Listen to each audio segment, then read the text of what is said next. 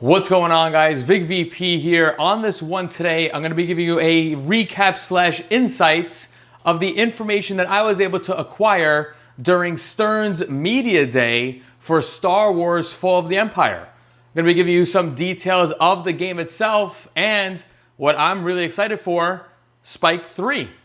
Without further ado, let me tell you what I know. All right, I'm gonna keep this video short and sweet and to the point. I'm gonna avoid repeating myself like I do. I read the comment section down below. Basically, be sure to follow me on all the socials. Click the Linktree link down below. Off the bat, always, I do wanna say thank you to none other than Stern Pinball for yet another Media Day invite. This is my third time going, my third invitation, so thank you, the whole entire Stern Pinball team, to check out your newly released Star Wars Fall of the Empire. Me personally, I am not a Star Wars fan. Why did I go, Vic? Why did you go? What the hell? I honestly went because I was more interested on getting details on their new Spike 3 system. So again, real quick, thank you, Stern Pinball, for inviting me, along with other several content creators, to check out your game and play pinball, if you're like me, for 9 hours straight. Now, I get excited for these Media Days, so I do want to set the mood real quick because this one was a little bit different than the last two Media Day invites.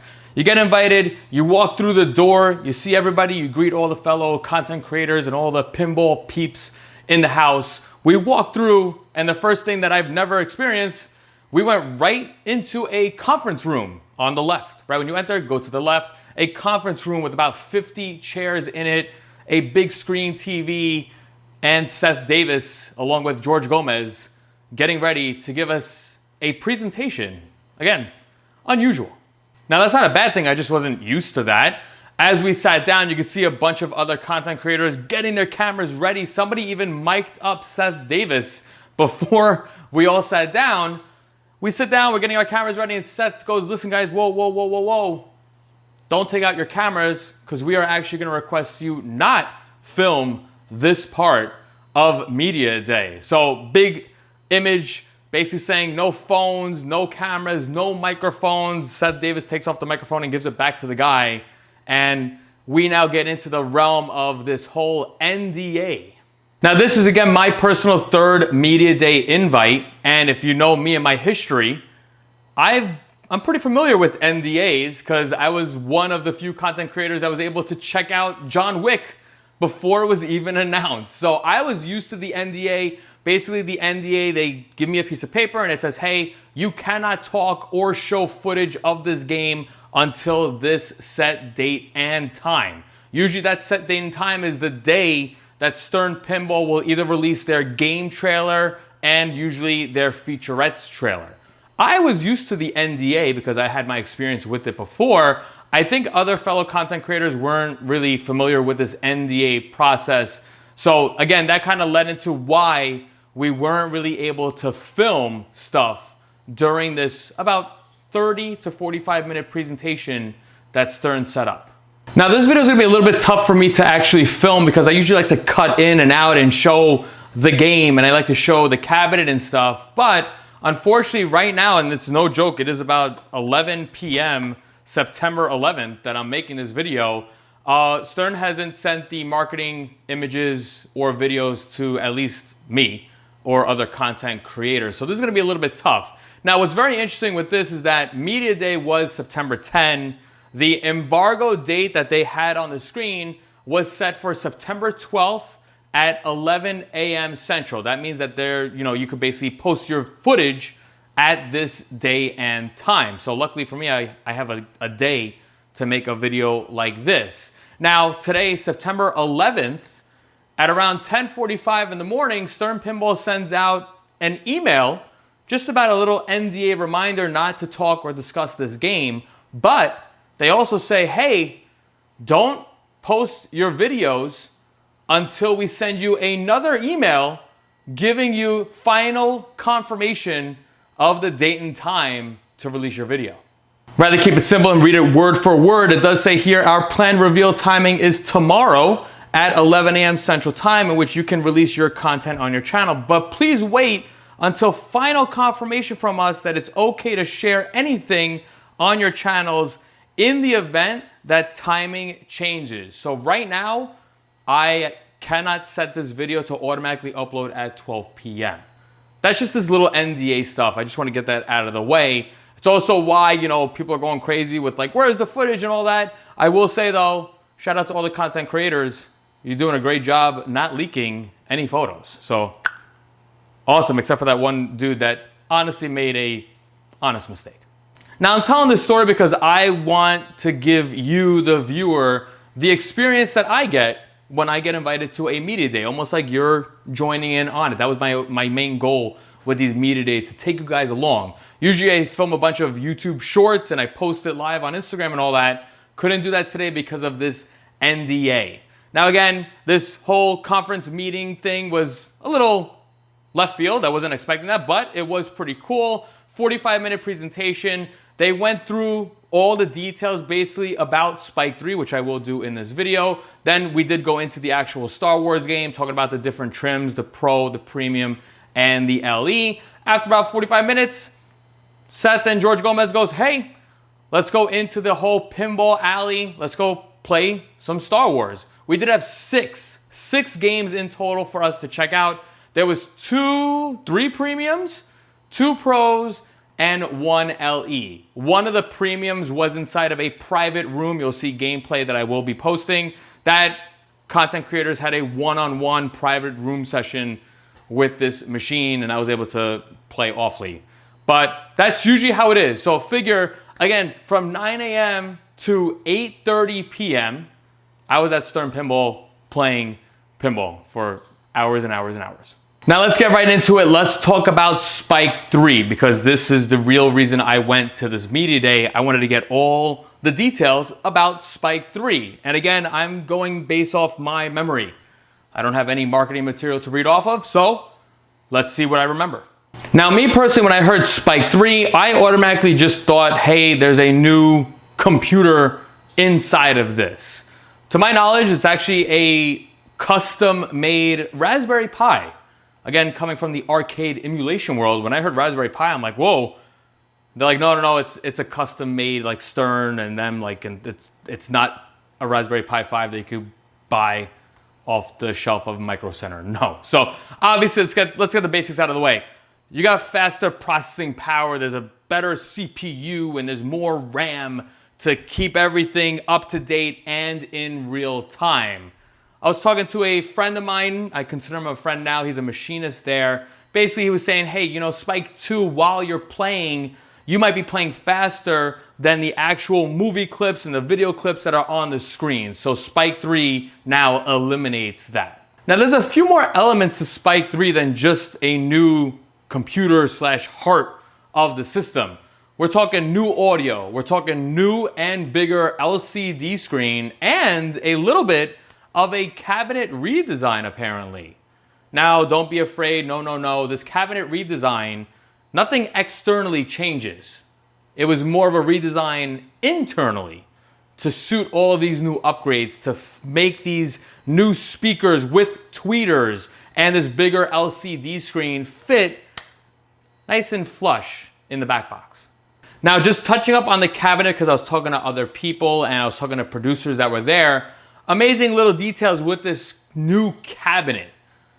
Currently, Stern gets their cabinets pre-made, pre-assembled. So it comes on a pallet. So one pallet is one cabinet. You know, think of it as like a coffin or a casket. Whereas apparently now, the cabinets are actually going to be flat packed. And then I would assume, don't quote me on it, I assume is going to be assembled at Stern. Me as a arcade builder, cabinet cutter and all that, I have my CNC machine and such. The way I'm reading it, basically, 4 pallets the old way, 4 pallets taking up space in a truck, already pre-assembled though. You know, 1 pallet is 1 base of the cabinet. Now, 1 pallet essentially could be 20 sidewalls. Another pallet could be 20 back box walls, and another pallet would be 20, you know, front and rear cabinets. Basically now you're able to make 10 cabinets versus 4. So that was kind of cool to learn about this whole new cabinet redesign, that it's going to be shipped to Stern flat packed. No, I highly doubt it's going to be IKEA style. So I think we're all good and clear on the cabinet stuff. Let's talk about honestly the biggest eye-catching thing on these new Spike 3 pinball machines. That is that new 18.5-inch LCD display. Man, when you see it in person, it catches your eye. It's like, whoa, what is that? Now, in all honesty, if you put a Spike 3 next to a Spike 2, you're gonna notice the bigger LCD. Inside the conference room, I forgot exactly what it was, but there was a 30% more on the screen. I don't know if it was 30% more screen or I think 30% more pixels. Either way, you're getting an 18.5-inch LCD display outputting 1080p.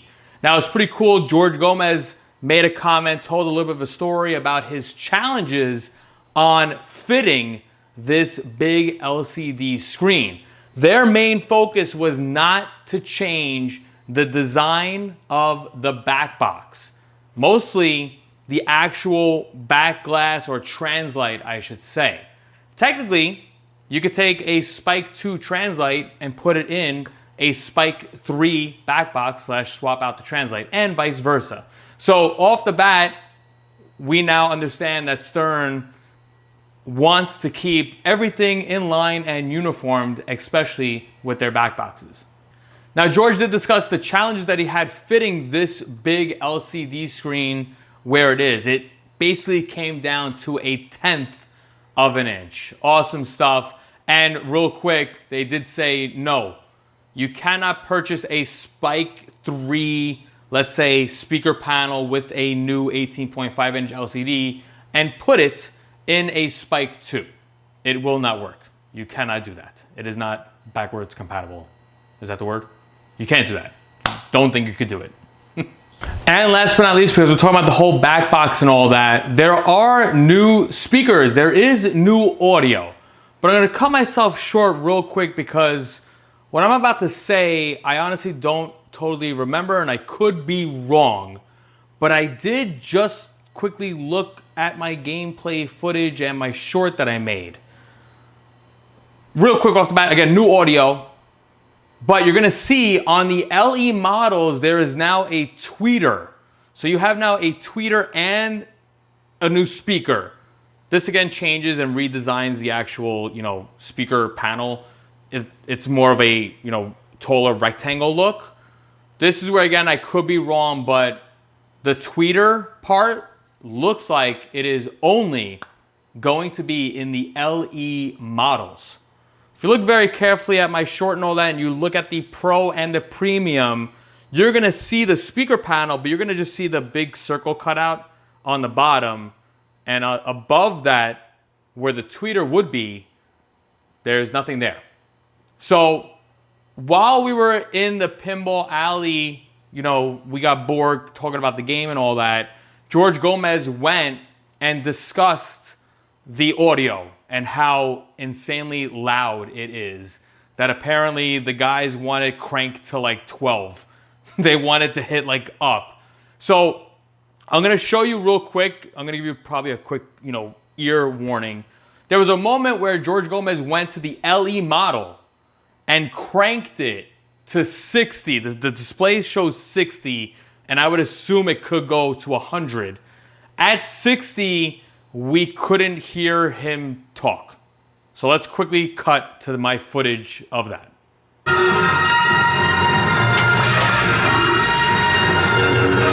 Super skill shot completed.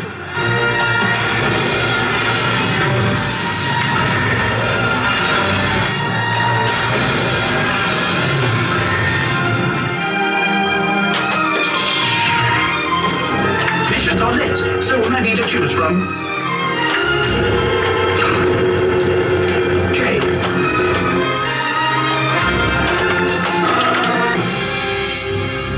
So you can, I don't think you want to play it at 50.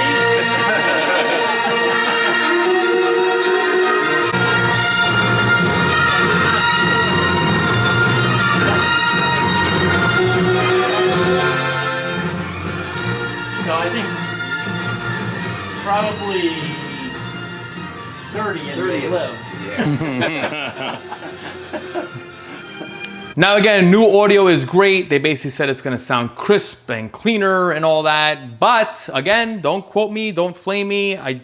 Best to wait for the official remarks. But I guess the tweeter side and I believe also the subwoofer side is only in the LE model trims. Now to finish up on audio, this one was interesting because of the wording. But yes, Spike 3 now supports wireless headsets. Awesome. Beautiful stuff. They didn't use the word Bluetooth. It said wireless headsets or headphones. So I would assume Bluetooth.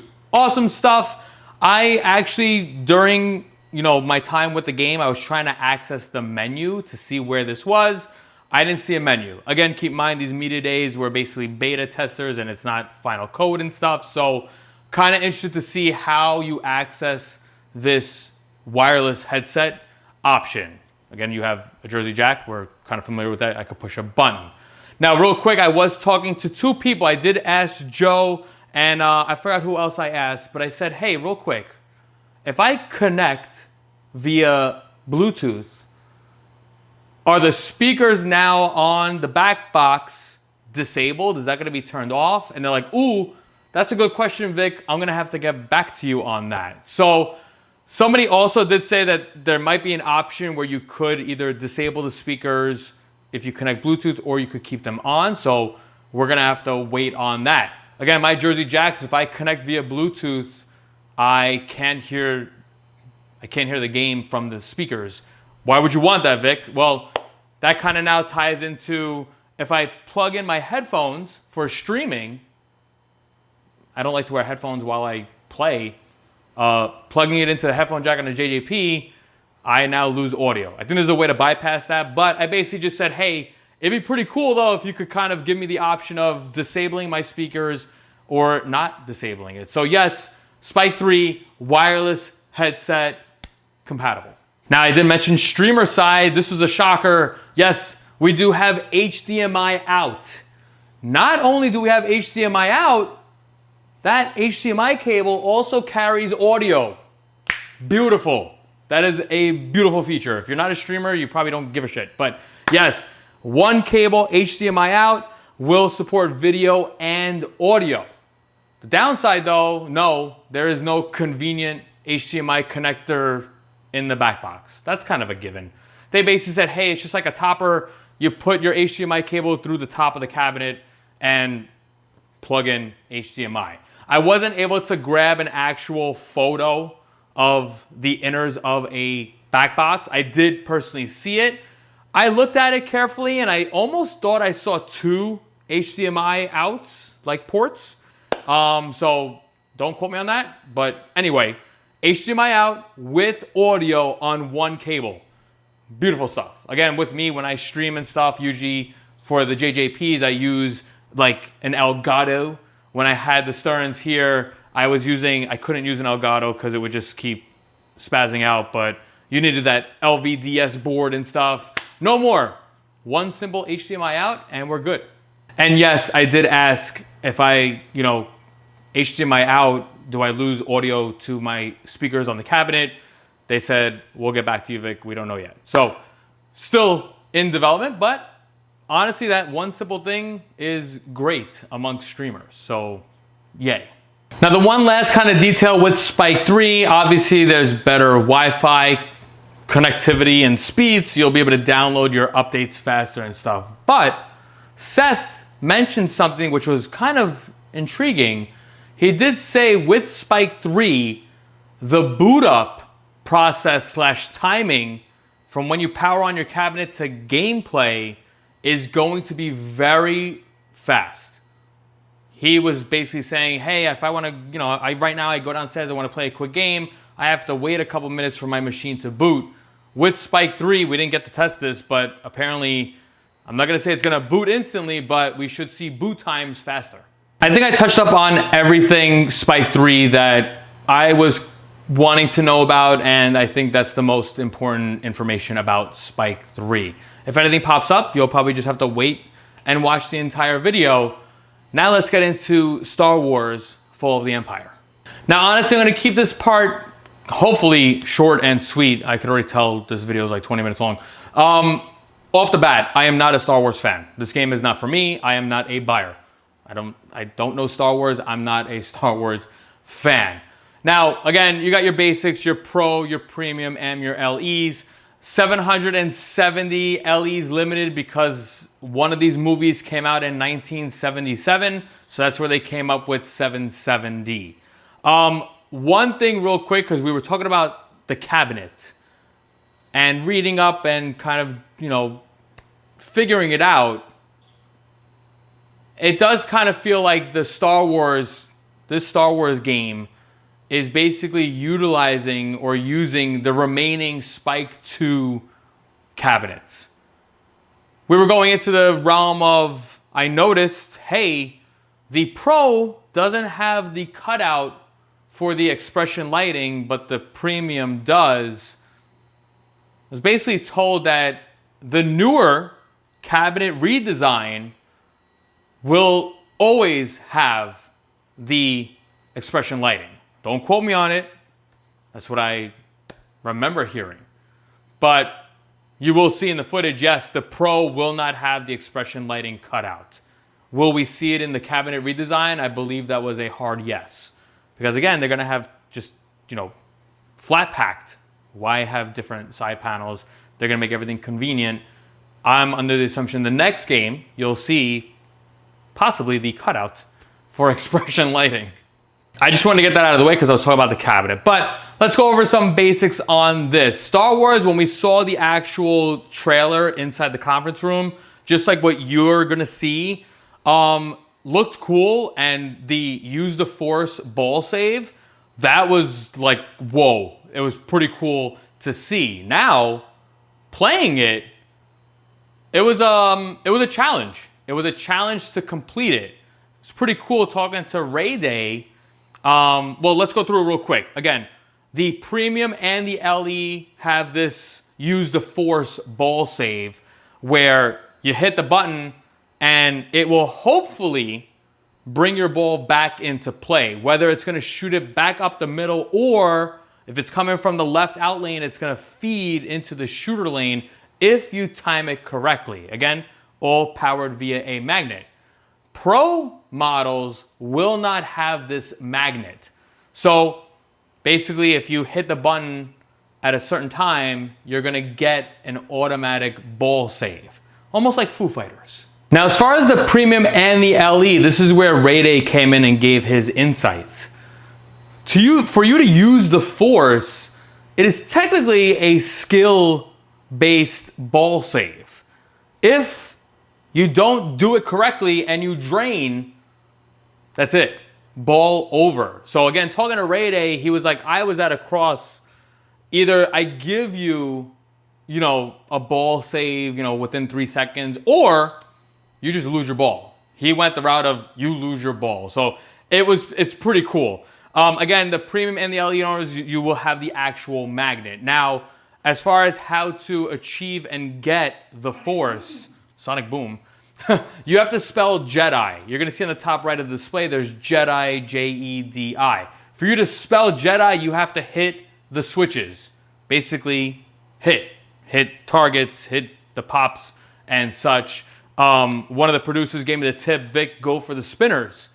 Once you get J-E spelt, you only have a pulse use the Force save. So you only have 2 pulses. Basically, if it's coming down the left out lane, you got to hit it at the perfect time and hope it feeds into the shooter lane. If you fully spell Jedi, which I didn't get to experience this, but somebody did, if you fully spell Jedi, if you drain or the ball is coming straight down the middle or anywhere, you hit the button, it is actually going to grab the ball, stop it, and throw it up into the playfield. So that was pretty cool. I didn't get to experience that. In the footage, you're going to see I had a couple of instances where it went left out lane and fed the shooter lane.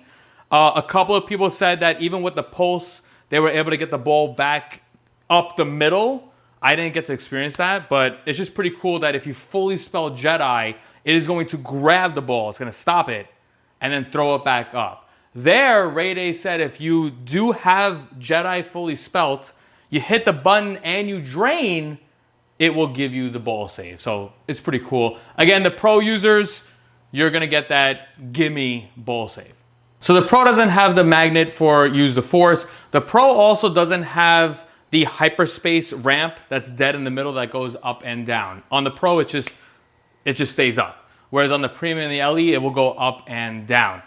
This was kind of cool. This ramp was cool, but I'll be honest, you're gonna see in gameplay, basically if you don't get enough force on the ball, it will go up the ramp and it may not go through hyperspace, which again, it's like a hole and it's gonna go behind the playfield and feed your left flipper. So you're gonna probably see in the LE gameplay a couple of rejects, basically meaning that the ball goes up the ramp, but it doesn't fully fall into hyperspace and it just drops down into like the rear of the orbit. Now, real quick shout out to Doug Cooltoy. He kind of noticed this. Basically, the ball would go up the ramp and then drop into the orbit in the rear. And it happened quite a lot. And you would figure your playfield's gonna get a beating with the ball getting just dropped down there. So Doug Cooltoy did suggest to maybe put a piece of Mylar there. Check his video because he may be having some close-ups of the premium or the pro. So go check his video for that. But yes, the ramp is cool. It's very Rush-esque. It's pretty satisfying when it goes through hyperspace and it comes back. So it's pretty cool. You're gonna see that on the pro model as well. So you're all gonna experience going through hyperspace. So solid. Now that hyperspace ramp, it's a very easy shot to hit. And you could probably hit it consecutively. It's almost like a gimme multi-ball. It's a quick 2-ball multi-ball, which is hyperspace multi-ball. I think you hit it like 5 or 6 times and you're in this quick multi-ball. So it's cool. 3 multi-balls in total. Let's talk real quick about the Death Star. So Death Star is I guess you'd call it a bash toy. It's a ramp bash toy. It then opens and it will eat your ball. Yes, the Death Star will eat balls. So positive on that. I got the insight. Basically, it's almost like Guardians of the Galaxy's Groot. It's a 3-ball physical ball lock. And what's really cool is that the pro users will have this feature. So awesome to see a physical ball lock. Eats the 3 balls. Pretty cool visual when it just kind of like vomits the balls out. But it just rushes down and then you're into it. The other multi-ball was that at thing. I don't know how to pronounce it. The premium and the LEs have an actual animatronic that will just kind of sink down. When it does happen, you kind of notice it, but it's not a wow moment. So pro users, you're not going to be missing out on that toy. Very interesting to see that the pro is missing scopes. You don't have, I definitely butchered his name. Is it like Boba Fett or Jabba the Hutt? He's not above the pit. So like you're missing that. You're missing the Darth Vader helmet. You're missing also the Stormtrooper helmet. And you're missing a TIE fighter. So again, the pro, you're not really losing too much. A lot of other fellow content creators mentioned that the pro is going to be a great arcade game. So, you know, in an arcade atmosphere, the pro is definitely all you need. But on this game, the biggest pinball moment was using the force. That was like, whoa, I did it. Awesome. I mentioned it real quick, the Jabba the Hutt, the pit, it's diner-esque and Cactus Canyon-esque with this cup. I'll be honest, this pit, it slows the game down. And it's actually kind of funny. I think I didn't get it on camera. We were playing the LE model and we were playing with a Stern employee and he got the ball in the pit and he was just able to thrust and the ball just kept going and going and going. It only gave 30 points each spin, but it was kind of comical to see that he was just there for legit 3 minutes just going. And we're like, is this going to do anything? Like, are you going to get like blow it up? And he's like, no, it's funny to see. So yes, the pit, interesting. You're going to see from the gameplay, there was one shot that I couldn't hit, which was the Luke shot. It's to the left of the the left of the Death Star. Basically, later on, I discovered I could backhand it. But it's cool. It's a saucer. It shoots the ball up. It's a vuck. And it wraps around this wire form, which wraps around this at to give you that feeling that you're wrapping its legs with a cable. Star Wars, cool, awesome. Yeah, so awesome stuff. I just kind of question why the Pro, they removed a lot of the sculpts. Like Jabba the Hutt. That area there is just bare. You just see cup. So that's my only question, but probably for modders and all that, they'll be able to fix that. Again, with the Pro, you're basically just missing the magnet. The plus side though is it's going to be great for arcades, so you will enjoy that. A couple of things also with that Luke shot, with that saucer, maybe in the gameplay footage you'll see, I was getting several rejects. It would basically just come down, so it wouldn't sit in the saucer, it would come back down. Also, several rejects on the Death Star. Door was open and I would shoot it and it would just, it's a tight shot. Every time people say Borg, you think tight shots, and yep, that's what I was experiencing. But it was a fun game overall. Thank you, Godfather. Pop bumpers on the sides, interestingly placed. I was going to compare the pop bumper to the fountain on Godfather, but no, it's not that much into the playfield. Godfather, the pop bumper will kill me. It will go left out lane many times, whereas this, the pops didn't kill you. Above the right pop was a stormtrooper target. Usually that was a hurry up in several instances, so pretty cool shot, difficult target to hit. And then on the left side, above the pop bumper on the left, was Vader's scoop. Now don't quote me on this, I could be wrong, this was word of mouth, but possibly the reason for the delay and the approval was related to Vader. And apparently, possibly, the footage you're going to see of the gameplay with Vader modes may or may not make it to the final cut or code. Don't quote me on that, but that's what I understood what happened. When Vader was actually initiated, the whole table turns red. Very cool visual. Now, I want to make a quick comment about the LE model on this. You're going to notice, no, there is no foil on the side panels of this cabinet. That is because with trial and error, basically they said when they added the foil to the side art, the image was actually too dark. It darkened the image, so they pulled foil on this LE. I think it's the first LE probably without any foil on it. So yes, if you're getting the LE, there's no foil on it. As far as the actual back glass, it is a mirrored back glass, but I'll be honest, you don't see too much mirror. It's more about the framing, the Star Wars like chrome, like the edge framing that's mirrored, along with the edging of like the big characters like the robots and the AT-ATs and the guns and the stormtrooper backpacks and stuff. So I honestly see a lot more mirror on the frame itself. So keep that in mind. The only thing I want to make a remark about, again, blue armor looks nice, no sparkle to it. I just question this AT-AT thing by the buttons.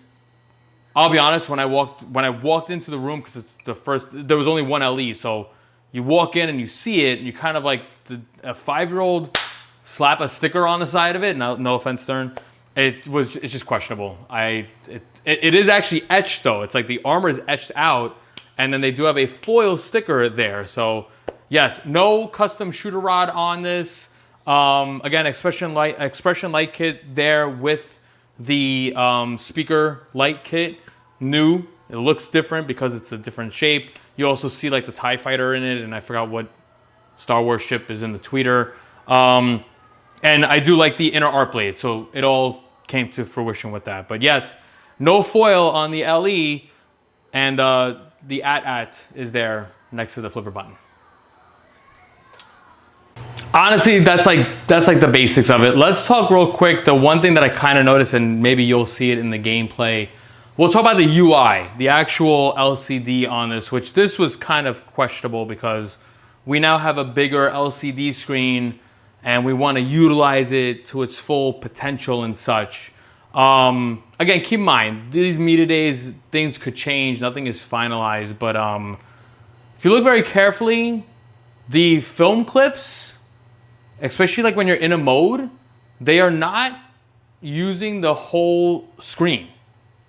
You have like the starry background, and then the movie clip is boxed out. And apparently there's 1,000 video clips in this. You'll judge by the gameplay how many video clips you see. Again, keep in mind these media days, it's early code, nothing is finalized and stuff, but yes, that was my only question, was you're not using the whole screen. Fonts was also another thing. If you kind of see when the bonus, the ball ends, it's kind of like a generic font, and you get switches bonus, which basically is how many things you hit.